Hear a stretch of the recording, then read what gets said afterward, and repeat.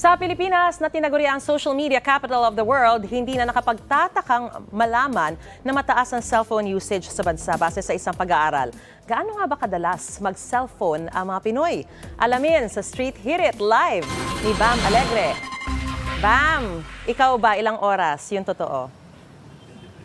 Maris, good morning. Nako, mukhang kasama rin tayo rito. No? Hindi na halos mapigilan, mapatrabaho o sa libangan. Ang mga Pilipino raw, phone pa more. At may datos ng survey na sumusuporta rito. Narito ang Street Hit It.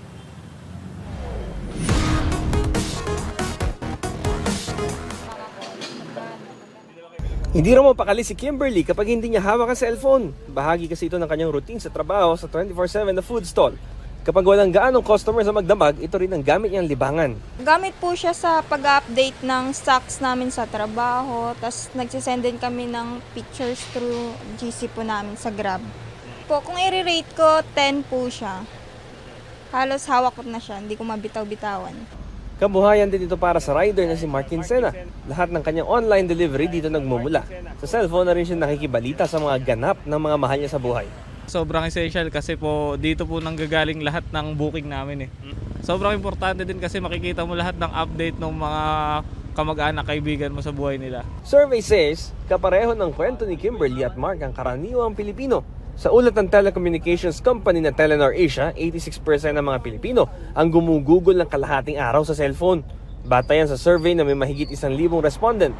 Sa iba't ibang paraan daw kasi nagagamit ang cellphone. 77% sa trabaho, 71% sa social interaction, 69% sa paggamit ng mga app, at 53% para sa libangan. Ang tinderong si Edgar Loretza, gamit ang cellphone para sa kanyang stress relief kapag nakatapos na siya magluto sa karinderya. Sometimes lang po nagpe-Facebook ako para sa mga anak ko.